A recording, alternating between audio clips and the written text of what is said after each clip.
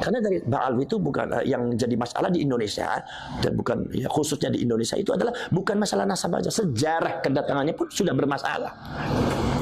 Bagaimana Habib Utsman bin Yahya Mufti Betawi ya yang digaji oleh Belanda, kemudian beberapa fatwanya banyak bertentangan dengan ulama-ulama yang sudah ada, bahkan melemahkan, padahal beliau datangnya tahun abad ke-18.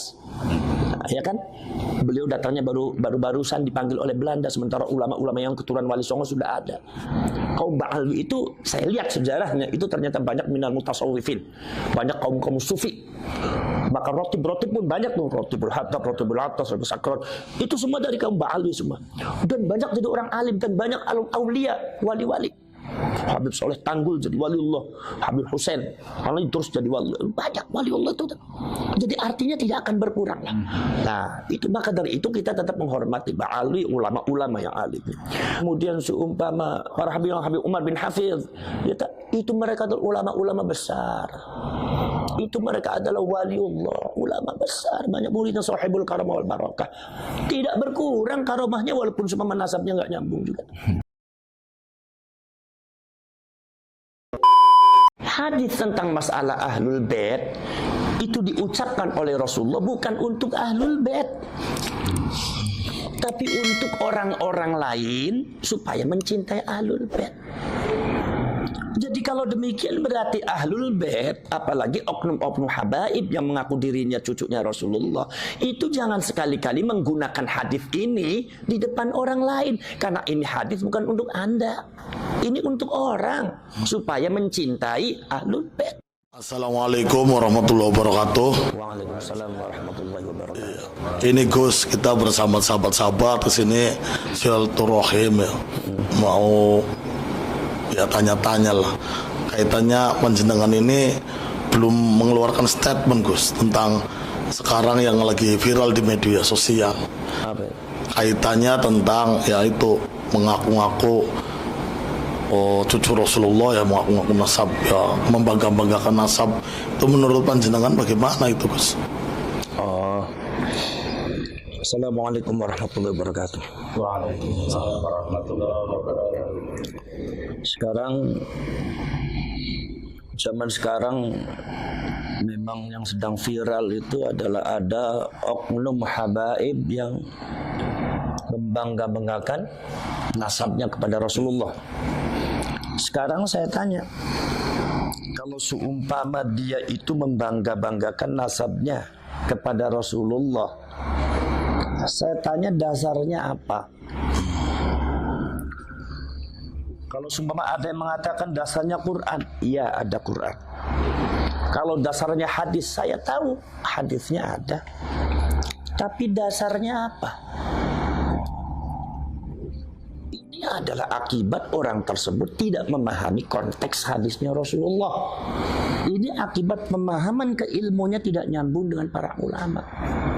Sanad itu nggak penting matanya saja, tapi yang penting lagi pemahamannya harus nyambung, muttasil. Jangan cuma sanadnya, bukan sekedar qiraatul Qur'annya, tapi fahmul Qur'annya. Itu harus nyambung dengan para ulama, para kiai dan ulama-ulama salaf. Begitu juga kita belajar hadis, bukan sekedar matanya saja sanadnya nyambung, tapi pemahamannya itu juga harus nyambung. Kalau nggak nyambung repot seperti ini akhirnya. Hadisnya Rasulullah tentang masalah ahlul bait ada. Oh, saya itu jurusannya hadis loh. Ada. Itu kasusnya sama juga dengan yang kemarin tuh masalah sodakohnya Pak Yusuf Mansur. Ada enggak dalilnya dalam Al-Quran? Ada. Anfiqu mimma razaqakumullah. Ada. Hadisnya ada tidak? Ada. Tetapi saya katakan orang-orang yang membawa Al-Quran dan hadis untuk meminta sodako kepada orang lain, ini orang jahil. Kalau ada oknum habaib atau orang yang mengaku dirinya cucunya Rasulullah, membangga-banggakan nasabnya di depan orang lain, ini orang jahil. Orang yang sanad keilmuannya, pemahaman keilmuannya tidak nyambung dengan ulama-ulama salaf. Jadi nggak seperti itu. Kalau dibilang hadisnya ada. Cuma Anda harus tahu bahwa hadis itu ada tempatnya. Quran itu ada tempatnya. Likulli maqalin maqam. Setiap semua ucapan itu ada tempatnya. Hadis tentang masalah ahlul bait itu diucapkan oleh Rasulullah bukan untuk ahlul bait, tapi untuk orang-orang lain supaya mencintai ahlul bait. Jadi kalau demikian berarti ahlul bait, apalagi oknum-oknum habaib yang mengaku dirinya cucunya Rasulullah, itu jangan sekali-kali menggunakan hadis ini di depan orang lain, karena ini hadis bukan untuk Anda, ini untuk orang supaya mencintai ahlul bait. Contohnya begini, Al-Quran dengan hadis tentang masalah fadilah sodaqah itu bukan untuk orang yang minta sodaqah, tetapi untuk orang yang mau memberi sodaqah. Jadi jangan sekali-kali Anda itu kalau semua membuat proposal atau ingin dapat sodaqah dari orang lain, itu kemudian dalilnya Al-Quran dan hadis ini. Ini namanya godam orang suruh sodaqah dengan Al-Quran dan hadis. Inilah orang jahil, orang sesat, orang yang pemahaman dan penalaran keilmuannya tidak mutasil, tidak nyambung dengan para ulama salafus saleh, tidak nyambung. Maka dari itu jangan sampai seperti itu. Jadi jangan sampai ini disalahgunakan orang lain. Mengaku dirinya bahwa saya itu ini kata Rasulullah seperti ini sekarang. Loh, ini hadis bukan untuk Anda. Ini hadis untuk orang supaya mencintai ahlul bait. Apalagi nasab daripada Ba'alwi ini lagi dipermasalahkan, ya kan? Masih banyak dipermasalahkan, ya. Nah ini makanya jangan suka seperti itu. Ini bisa-bisa menjatuhkan nilai daripada hadisnya Rasulullah itu sendiri. Nilainya jadi jatuh gara-gara Anda, karena Anda salah menempatkan. Nilai Al-Quran dan hadis tentang sedekah bisa-bisa jatuh gara-gara Anda, karena Anda tidak bisa menempatkan. Akhirnya orang ketika didalili itu nggak mempan. Kenapa? Ya gara-gara Anda itu menyalahgunakan hadis dari Al-Quran dan Al-Quran, menyalahgunakan dalil untuk tujuan yang tidak benar dan ditempatkan pada tempat yang tidak benar. Makanya saya harapkan orang-orang semacam itu ngaji dulu lah. Gak usah banyak bicara Quran dan hadis. Anda itu baca Qurannya saja masih belang-belang tuh, nggak pakai tajwid. Baca kitabnya saja udah dengan santri saya lebih pintar santri saya. Udah apalagi nahwu sorof dengan balaghah. Ya. Jangan dibilang nahwu sorof itu nggak penting. Penting. Anda mengatakan tidak penting, tapi ulama mengatakan wan nahwu aula awalan ayyu'lama idzil kalamu dunahu lam yufhama. La yufhamatul lan tu linafil abad. Tanpa nahwu sorof, maka Quran dan hadis tidak mungkin bisa dipahami dengan benar. Mungkin Anda bisa paham tapi nggak benar. Contohnya ya seperti tadi, membanggakan nasab dengan hadisnya Rasulullah, meminta sedekah dengan hadisnya Rasulullah dan Al-Quran. Ini gara-gara Anda tidak benar memahaminya. Kenapa? Anda tidak belajar, ilmunya tidak nyambung, pemahaman Quran dan hadisnya tidak nyambung dengan ulama salaf. Inilah perlunya sanad di dalam Nahdlatul Ulama di pesantren itu selalu ada, bukan sekedar matanya saja, tetapi juga adalah pemahamannya. Jadi jelas nggak benar kalau ada habaib semata itu penyelewengan makna hadis. Itu bisa disebut bisa penipuan atas nama agama itu. Nggak boleh. Seperti halnya juga oknum-oknum yang meminta sedekah untuk menggunakan Al-Quran hadis. Ini sudah penipuan mengatasnamakan agama. Ini sudah penyelewengan makna dalil ini. Nggak boleh seperti itu. Dosa, wah dosa, jelas dosa. Sangat berdosa sekali. Tapi kalau orang semacam itu yang nggak ngaku dosa, udah biarin aja. Urusan dia dengan Allah, ya orang jahil namanya juga. Orang jahil itu yang nggak tahu kalau dirinya salah juga nggak tahu. Nah itu seperti itu cara. Makanya belajar dulu lah yang benar. Belajar hadis yang benar, nahwu sorof yang benar. Nahwu sorof yang benar. Jangan dibilang, oh itu kan rafa nasab kan sama aja itu biasa. Jangan Anda bilang biasa. Innallaha bari'um minal musyrikin wa rasulah. Ini harus wa rasulah. Sesungguhnya Allah dan Rasulnya tidak bertanggung jawab terhadap orang-orang musyrik. Coba kalau dibaca wa rasulih, innallaha bari'um minal musyrikin wa rasulih. Jadi sesat. Sesungguhnya Allah tidak bertanggung jawab terhadap orang musyrik dan Rasulnya. Berarti sesat. Ini pemahaman salah gara-gara apa? I'rabnya salah. Makanya yang namanya i'rab itu sangat penting di nahwu shorof itu. Belajar nahwu shorof dulu lah. Kalau Anda itu baca antara fa'il dan maf'ulnya nggak benar, baca bagaimana itu sighat fa'ala yufa'ilu, mana yang harus fa'ala, mana yang harus af'ala, mana yang harus majhul, mana yang maklum, Anda belum tahu, ya udah Anda jangan mendebat para ulama, para kiai lah. Orang jahil Anda tuh. Orang jahil nggak bisa bicara, nggak bicara agama, nanti rusak agamanya nanti gara-gara Anda tuh.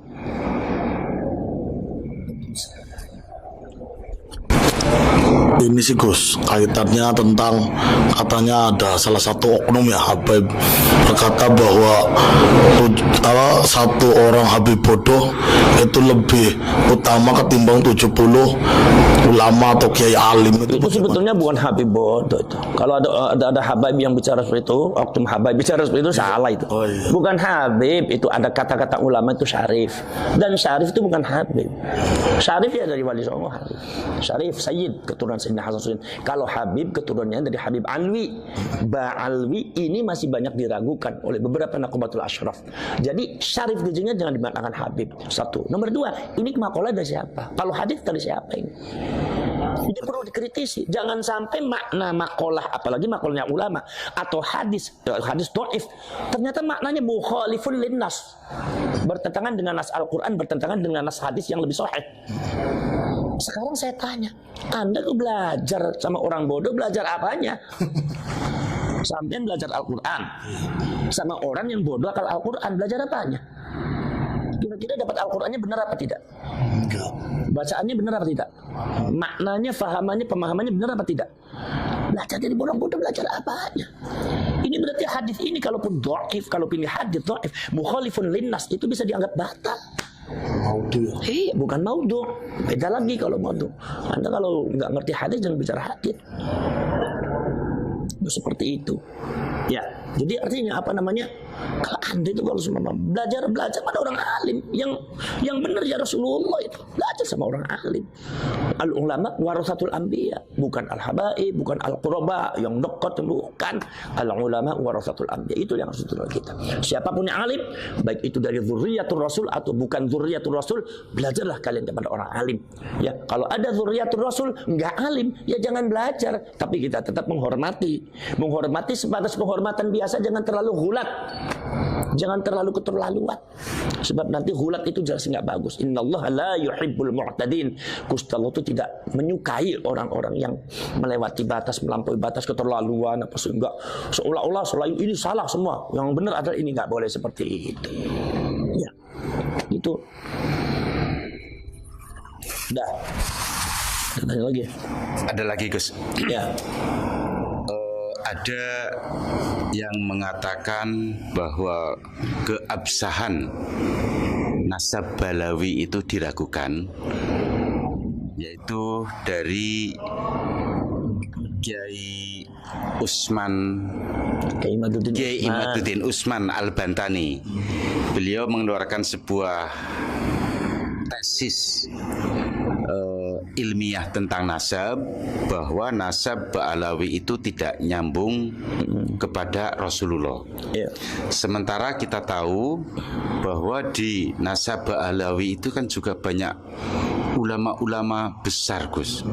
Salah satu contoh dari Habib Ali Kuitang, Habib Soleh Tanggul, nah yang masih hidup Habib Lutfi, juga Habib-Habib lainnya. Apakah itu kalau kita ikut meragukan, apakah tidak dikatakan su'ul adab, Gus? Mohon pencerahannya. Ya begini. Jadi Anda jangan merancukan antara kajian hasil ilmiah dengan adab. Itu beda. Kalau Kiai Imaduddin yang saya lihat itu kajian ilmiah. Jadi kalau Anda membantah ya secara ilmiah. Kalau kajian ilmiah ternyata dapatnya tidak sesuai dengan apa yang sudah ditetapkan, nggak jadi masalah. Wong itu masalah ilmiah, masalah biasa ilmiah. Tidak ada kaitannya dengan adab dan akhlak. Kalau Anda bicara masalah debat ilmiah, kemudian Anda kalah, kemudian Anda menggodamnya dengan adab dan akhlak. Ini sistem seperti ini yang dipakai oleh Fir'aun. Fir'aun itu pada waktu debat dengan Nabi Musa, ketika ditanya, Musa, kamu itu Tuhannya siapa? Kata Nabi Musa, Tuhan saya yang bisa menghidupkan, yang mematikan. Tuhan saya ada yang bisa menghidupkan, mematikan. Kemudian tiba-tiba Fir'aun menghadirkan dua orang. Yang satunya dibunuh, yang satunya dihidupkan. Kata Fir'aun, wa ana uhyi wa umit. Saya juga menghidupkan tuh, saya juga bisa mematikan. Artinya kalau memang Tuhan kamu adalah menghidupkan dan mematikan, saya juga bisa. Akhirnya kata-kata Nabi Musa apa? Tuhan saya adalah Tuhan yang bisa memindahkan matahari dari timur ke barat dan mendatangkan bulan ketika malam dan melenyapkan ketika siang. Tuhan saya Tuhan yang bisa menggeser matahari. Di situ Fir'aun lemah, logikanya kalah, debatnya kalah. Lah Fir'aun baru menggodamnya dengan apa? Ya dengan kayak tadi, otoritas. Musa, ya, kamu tuh kurang ajar. Bukankah kamu telah diurus sama saya dari kecil? Kamu kan diurus sama saya dari kecil. Begitu besar kamu kurang ajar sama saya. Boro-boro kamu terima kasih. Lah, Fir'aun itu merancukan antara debat ilmiah ya dengan otoritas. Ini bukan bicara masalah otoritas Nabi Musa itu menghormati atau tidak, tetapi ini adalah masalah ilmiah. Ketika Fir'aun tanya seperti itu, ya Nabi Musa jawab. Ketika Nabi Musa itu memenangkan perdebatan itu, maka Fir'aun menggodam Nabi Musa dengan otoritas. Jadi itu caranya Fir'aun mengalahkan orang. Jangan seperti itu. Anda mau begini, seumpama saya urusan dengan santri saya, begitu urusan sayanya kalah, saya bilang kamu kurang ajar sama guru. Bukankah saya itu ngajar kamu dari mulai kamu nggak bisa sampai sekarang besar, begitu besar kamu sekarang tentang saya. Lah nggak boleh seperti itu. Itu namanya tidak ilmiah. Anda tidak memahami konteks ilmiah namanya. Nah, masalah kajian kayak Imaduddin kajian ilmiah dan itu sah-sah saja kajian masalah. Bukan berarti kayak Imaduddin itu kemudian tidak menghormati Aba Lutfi, Habib Ali, tidak menghormati Sahib Ratil Kubra, Habib Abdullah bin Alwi Al-Haddad atau para habaib yang lain ulama-ulama. Bukan masalah itu. Ya, itu masalah ilmiah. Debat dengan ilmiah saja, nggak apa-apa. Dan kajian-kajiannya juga bagus. Titen kayak Imad itu bagus. Saya sudah lihat itu Titen bagus. Lah, kemudian contoh begini. Imam Malik bin Anas Al-Asbuhi itu adalah muridnya adalah gurunya Imam Syafi'i. Tapi Imam Syafi'i berbeda dengan Imam Malik. Ketika Imam Malik ketika subuh tidak kunut, maka Imam Syafi'i kunut. Debat luar biasa. Bahkan di dalam sejarahnya sanad Ali dipegang oleh Imam Syafi'i itu lebih kuat daripada sanad yang dipegang oleh Imam Malik dalam kitab Muwatta'nya. Sehingga timbullah setelah Imam Syafi'i timbul Imam Bukhari yang punya kitab Sahihul Bukhari yang disebut dengan As-Sahihul Kutub Ba'dal Quran. Artinya bukan Muwatta'. Apakah ini berarti Imam Bukhari kurang ajar sama Imam Malik? Imam Malik bukan seperti itu. Atau Imam Bukhari kurang ajar sama Imam Syafi'i? Atau Imam Syafi'i kurang ajar sama Imam Malik? Oh, Anda jangan seperti itu, bukan itu. Ini adalah kajian ilmiah yang sifatnya peradaban keilmuan. Ya, ilmu harus dinamis, harus maju, harus dinamis. Dan ini di Indonesia saya lihat fenomenanya bagus. Jangan dianggap negatif, ini justru bagus tuh. Dulu perdebatan semacam ini ada di Mesir. Sekarang Mesir mungkin sudah mulai mulai kendor. Sekarang di Indonesia bagus. Walaupun memang perdebatannya sangat luar biasa. Karena apa? Karena menyangkut implikasi dari ketika Kiai Imad mengatakan seperti itu, maka implikasinya membatalkan seluruh nasabnya para habaib. Itu kan begitu. Ya. Dan itu menurut saya nggak jadi masalah. Kalau memang kajian Kiai Imad itu benar, dan saya lihat itu memang benar, ya, dalam bukti-bukti data-datanya itu validitasnya itu bisa dipertanggungjawabkan. Makanya Kiai Imad kenceng. Itu ya kita nggak usah jadi masalah. Ya, nggak usah jadi masalah. Sekarang begini, Imam Syafi'i dengan Imam Malik, bahkan Imam Ahmad bin Hanbal. Imam Ahmad bin Hanbal disuruh ijtihad sama Imam Syafi'i. Ya Ahmad ijtihad. Ijtihad kamu Ahmad. Imam Ahmad bingung gimana saya harus berbeda pendapat dengan guru saya, apakah sul adab atau tidak. Kata Imam Syafi'i, ijtihad Ahmad, ijtihad, jangan sama dengan saya. Akhirnya Imam Ahmad berijtihad dengan sekuat tenaga, barulah mendapatkan hukum-hukum yang berbeda dengan gurunya. Betapa luar biasa Imam Ahmad. Apakah Imam Ahmad itu kemudian ketika mengatakan Imam Syafi'i dalam hal ini guru saya salah, apa itu kurang ajar? Enggak. Apa itu sul adab? Oh tidak. Itu hal ilmiah. Seperti masalah tayamum, bagaimana bagaimana Imam Malik dengan Imam Syafi'i berbeda. Bahwasanya kata Imam Syafi'i, Imam Malik itu karena riwayatnya belum banyak datang di Imam Malik tuh. Riwayat masalah tayamum itu datang banyak lengkap ketika saya datang. Ketika saya ada. Saya mencari data-data tentang masalah tayamum, ternyata seperti ini. Berbeda dengan Imam Malik. Berbeda. Pada waktu di guru saya belum lengkap ini hadisnya. Itu bukan berarti Imam Syafi'i itu su'ul adab terhadap Imam Malik, bukan, jangan dimaknai seperti itu.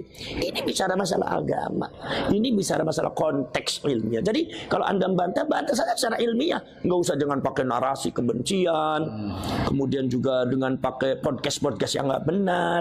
Anda datang ke Kiimat katakan debat ilmiah, saksinya mana? Tapi kalau debat saya minta ya lawannya yang selevel gitu. Kalau lawannya ya Allah, yang lawannya yang datang ada yang dari Lampung itu, atau yang dari apalagi sumama yang lawannya itu sumama Bahar bin Smith itu, ya itu ya bukan levelnya Kiimat, mohon maaf. Itu ngaji kitabnya juga karu-karuan. Kiimat tuh karyanya saja 17 itu bagus.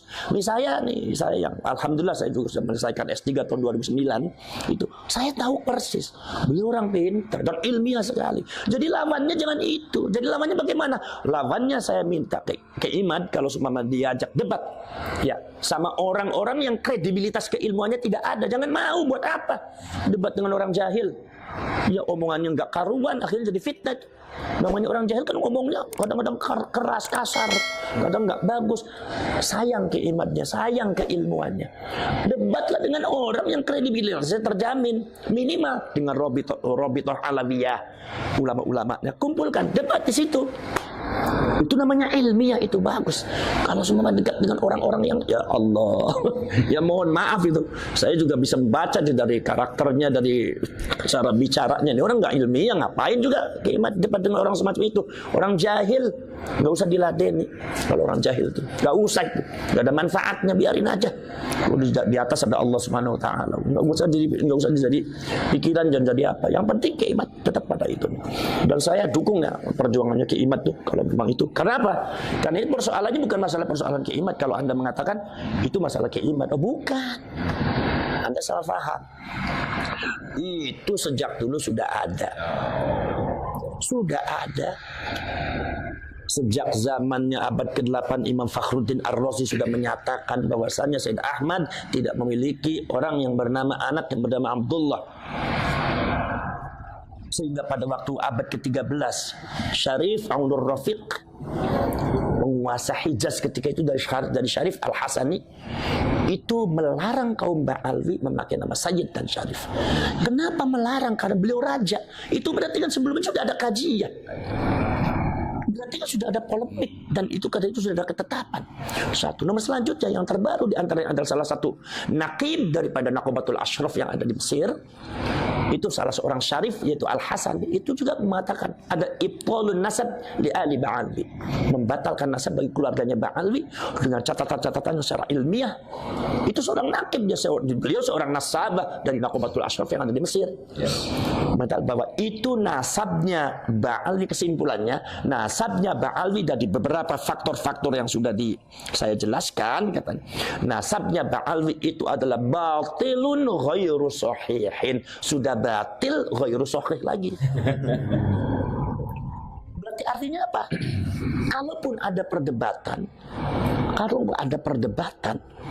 itu karena apa? Menurut mereka para nasabah yang ada di internasional khususnya Nakobatul Ashraf, semua baik ada di Irak ataupun ada di Irak atau ada di Mesir, itu mengatakan bahwasanya adanya nasab nyambung Ba'alwi adalah klaim sepihak dari Ba'alwinya atau dari ulama-ulama yang ada hubungan emosional dengan Ba'alwi, ya seperti yang dikemukakan oleh Kiai Imaduddin. Memang itu ada benarnya, karena yang berpendapat begitu bukan Kiai Imad aja, dulu gak ada.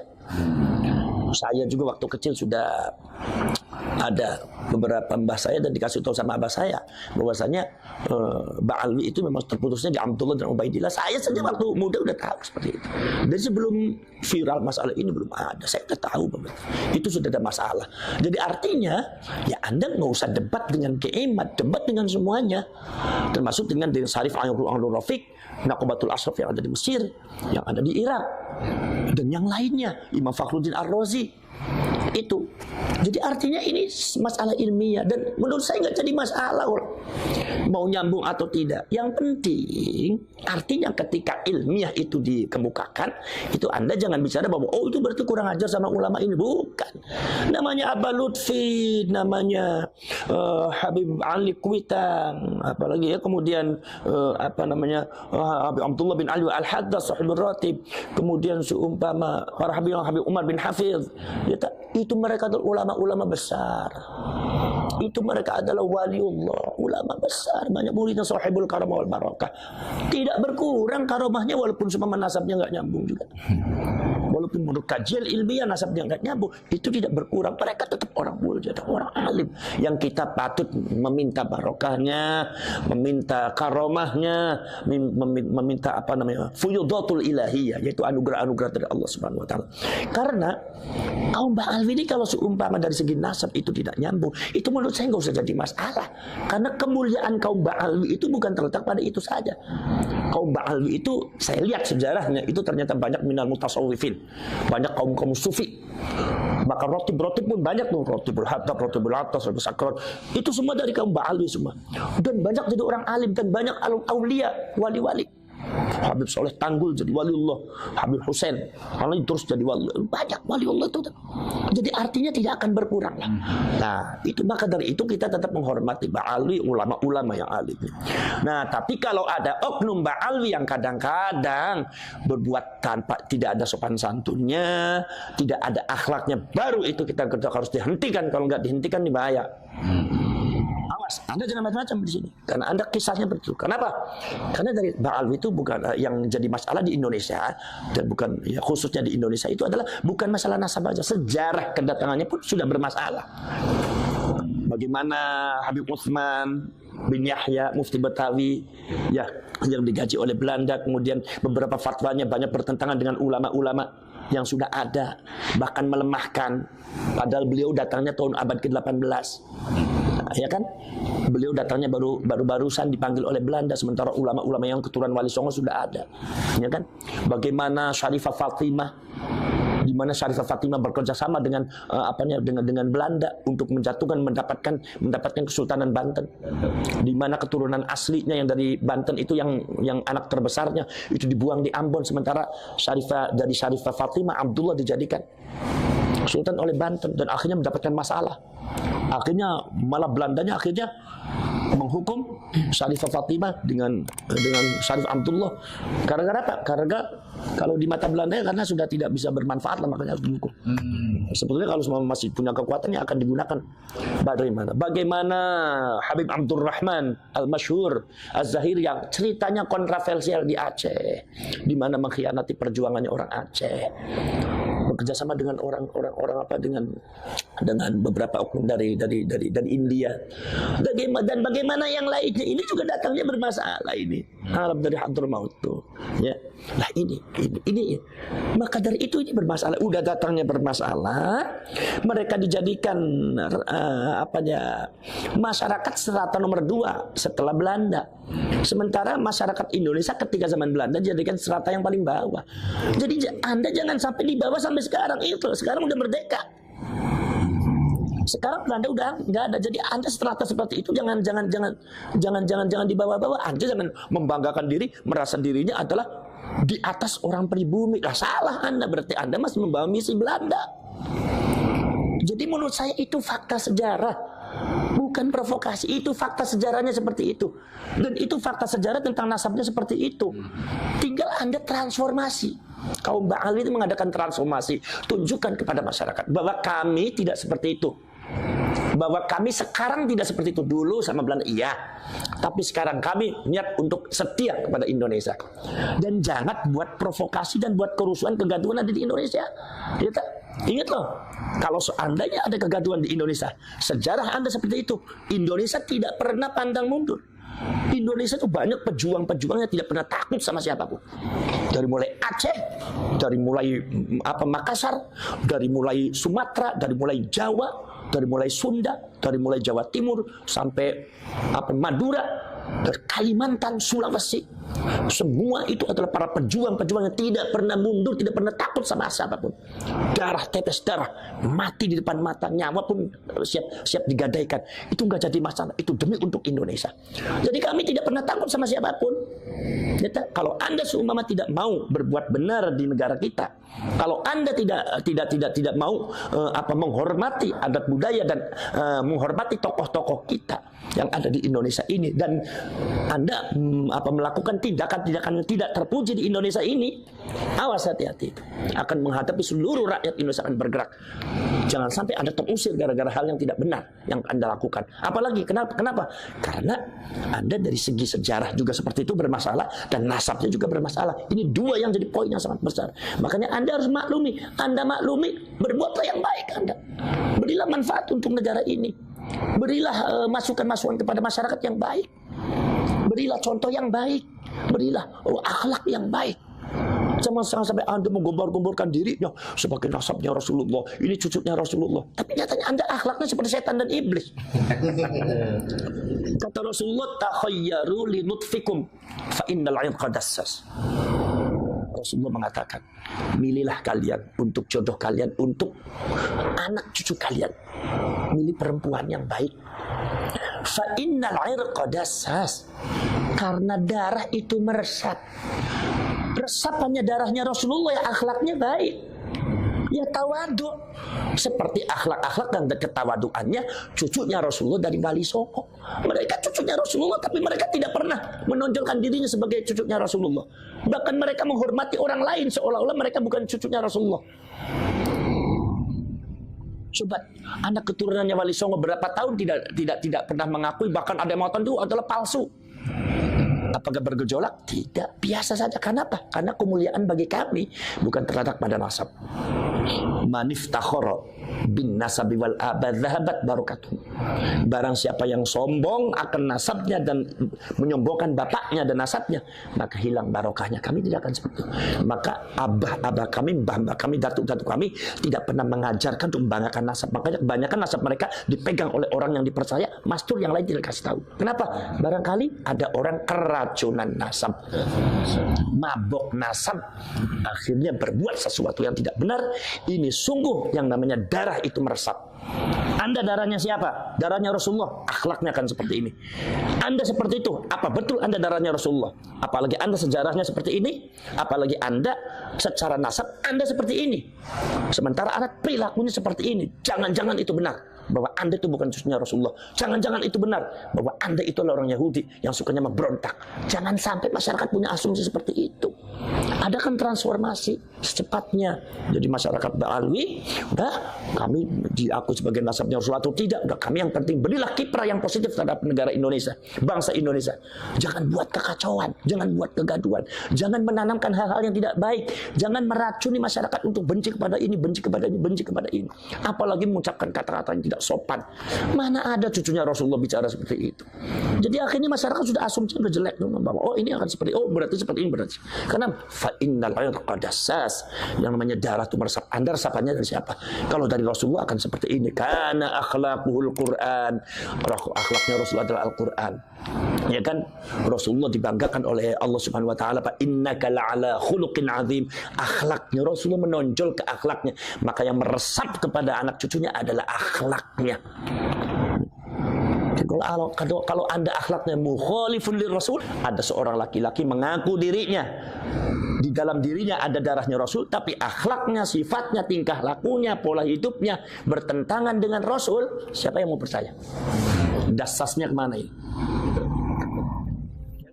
Ya. Jadi seperti itu. Jadi masalah keimat ya ada ilmiah saja.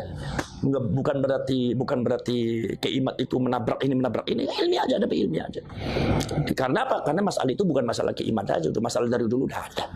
Itu masalah. Jadi Anda jangan mengatakan itu masalah keimat, bukan, dari dulu sudah ada. Cuma keimat itu hanya memunculkan tesisnya. Jadi tesis ilmiah. Jadi Anda kalau mau mendebat ilmiah lewat keimat, yang Anda debat bukan sekeimat saja, termasuk Imam Fakhruddin Ar-Razi, Syarif Aun-Rafiq dan ulama-ulama Hijaz zaman dulu, termasuk Naqubatul Ashraf. Kalau memang ilmiah silakan, bertahankan. Ya. Jadi jangan menjelekkan dengan narasi-narasi kurang bagus. Menurut saya ini perkembangan sebetulnya keilmuan yang sangat baik sekali untuk rakyat Indonesia. Sehingga rakyat Indonesia semakin dewasa dan semakin pintar. Itulah Indonesia, hebatnya begitu. Terus Ya. Pendapat itu Gus kaitannya Iya. dengan statementnya Siapa? Nusron Wahid yang katanya yang menyuruh kau tes DNA untuk kaum habaib itu katanya kaum homoni lupus katanya, dan statementnya Buya Yahya itu juga Gus katanya kurang ajar katanya yang nyuruh tes DNA sama para habaib itu Gus. Sekarang saya tanya yang saya sama yang bersangkutan dasarnya apa? Kalau seumpama itu kurang ajar, lebih kurang ajar mana? Untuk mencari kebenaran dan kepastian nasab dengan DNA, atau ada orang yang masih diragukan nasabnya, mengaku dirinya nasabnya kepada Rasulullah tapi berbuat dengan cara yang kasar, menyebut binatang semata mereka membawa bendera nasabnya Rasulullah. Menurut Anda lebih kurang ajar mana? Kurang ajar itu Gus tadi yang mengaku nasab. Ada orang mengaku dirinya nyambung kepada Rasulullah, tetapi binatang itu semua, meremehkan orang lain, menyebut kiai ulama itu dengan namanya saja, provokasi masyarakat, kata-katanya kasar, tapi mereka mengatakan saya adalah cucunya Rasulullah. Sekarang lebih kurang ajar mana dengan tes DNA? Makanya saya tanya, orang bicara begitu dasarnya apa? Siapa yang tahu? Sekarang saya tanya, sekarang siapa yang tahu? Pak Nusron Wahid. Pak Nusron Wahid. Pak Nusron Wahid itu ahli nasabah bukan? Bukan. Bukan ahli hadis, bukan ahli tafsir kan? Iya. Bukan Bukan. faknya kan? Bukan. Masalah nasab begini. Lalu bicara itu untuk apa? Sekarang saya tanya, yang satu namanya Bu Yahya. Bu Yahya. Bu Yahya termasuk nasabah. Ngerti nggak masalah ilmu nasab? Pernah neliti kayak Imat nggak? Pernah ya. Saya ini spesialis saya tafsir hadis. Tafsir hadis, ya udah pegang tafsir hadis. Masalah nasab saya dengerin Imat, walaupun Imat usianya jauh di bawah saya, tapi saya dengerin karena ini ilmiah, ini spesialisasinya dia. Saya tidak berhak untuk menyalahkan, karena spesialisasi saya adalah tafsir dengan hadis. Ini namanya konteks ilmiah. Makanya saya tanya, kalau seumpama Bu Yahya mengatakan seperti itu, dasarnya apa sampai bicara begitu? Sampai pernah neliti kayak Imat belum? Belum pernah. Untuk apa bicara seperti itu? Itu membuat fitnah itu seperti itu. Itu namanya yang disebut sama saya narasi nggak benar. Kalau Pak Nusron Wahid dasarnya apa? Sampai itu meneliti nasab enggak? Masalah-masalah DNA enggak?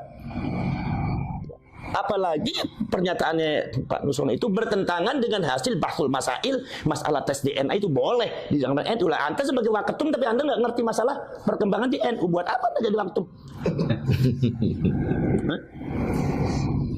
Seharusnya kan nggak seperti itu. Tanya dulu, fas'alu ahla dzikri in kuntum la ta'lamun. Kalau Anda belum tahu, jangan langsung menjustifikasi seperti ini. Tanya dulu yang pada ahli ilmu. Saya itu spesialisnya tafsir hadis. Saya masalah nasab tanya sama Kiai Imat, dengerin, menghargai. Jangan Imat salah ini. Mentang-mentang saya punya guru habaib, mentang-mentang saya itu banyak saudara yang habaib, Bang Alwi. Saya juga banyak saudara Bang Alwi, dari bin Yahya, dari Segaf, dari Al-Jufri, dari Al-Habsyi, banyak ponakan-ponakan saya. Ya, tapi bukan seperti itu caranya. Jadi artinya jangan seperti inilah yang disebut dengan satu sikap tindakan yang tidak dewasa. Justru yang buat gaduh yang seperti ini bukan Imatnya. Kalau Imat itu adalah sudah memenuhi konteks-konteks ilmiah. Memang dari dulu yang namanya konteks ilmiah seperti itu. Anda jangan kaget kalau jadi, apalagi Anda mengatakan orang NU, lah kok kagetan? Kok jadi orang NU kok kagetan kan sih? Jadi orang NU jangan kagetan, biasa aja. Gus Dur nggak pernah kagetan. Biasa aja kata, orang kok kagetan, benar kata Gus Dur, nggak usah kaget. Jadi apa dasarnya? Yang masalah yang berkaitan dengan DNA itu di bahsul masail NU sudah ada. Dari dulu sudah ada. Saya juga ikut bahsul masail kok. Sering dengan masalah tes DNA. Yang disebut kalau bahasa kitabnya itu al-qiyafah. Orang namanya al-qafah. Qiyafah itu boleh. Bukan wajib. Awal asal hukumnya boleh. Awas nih, boleh dulu nih. Boleh. Sehingga apa? Satu, ya, kalian di kitab Majmu' aja, Syarah Muhadzab. Ketika satu adalah adamul bayyinat li itsbatin nasab atau li ilhaqin nasab. Tidak ada saksi, baik saksi ilmiah atau seumpama saksi orang atau saksi apalah yang menyebabkan bahwa itu ada ketetapan subutun nasab. Tidak ada saksi, maka boleh dengan cara qiyafah, DNA. Kalau sekarang itu DNA. Satu. Nomor dua, ketika ta'arudul bayyinat, ada saksi-saksi tapi bertentangan. Bertentangan, yang satu mengatakan iya, yang satu mengatakan tidak, yang satu mengatakan batal, yang satu mengatakan tetap. Nah, ini boleh di situ pakai tes DNA. Itu asal hukumnya boleh. Tapi sekarang karena implikasi daripada pengakuan kaum Ba'alwi mengatakan dirinya sebagai cucunya Rasulullah, bahkan condong memonopoli, bahwa seolah-olah kalau dari golongan, bukan dari golongan dia, bukan cucunya Rasul, ya kan? Sehingga ada habaib yang kadang-kadang jahil mengatakan bahwasanya kalau nggak ada di catatan Rabithah Alawiyahnya berarti bukan Habib, berarti Habib palsu. Ini jahil nih. Ada seperti itu tuh, ada tuh. Ya kan? Itu artinya apa? Artinya ada sebenarnya monopoli namanya. Berarti kan ada di kalangan mereka itu ada satu asumsi yang memonopoli bahwa seolah-olah keturunannya Rasulullah hanya dari golongan dia. Nah, ini jangan sampai terjadi seperti itu. Jangan sampai terjadi seperti itu. Maka di sini harus boleh kalau terjadi saksi-saksinya itu terjadi perbedaan pendapat. Boleh inda ta'arudul bayyinat, maka boleh qiyafah, boleh dengan cara tes DNA. Itu boleh.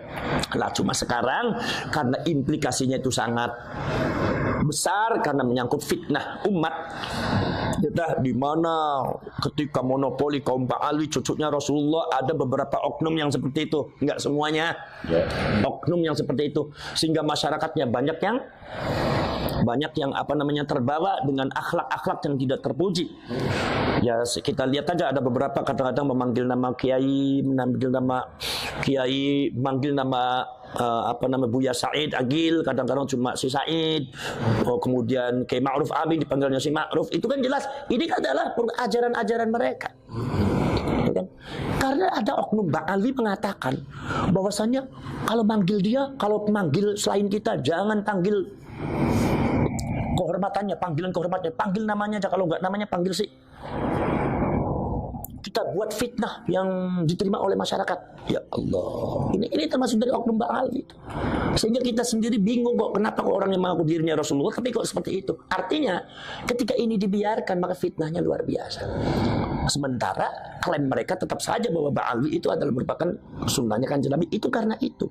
Lah maka ketika itu menghormati cucunya Rasulullah itu wajib. Zuriatnya Rasulullah itu wajib.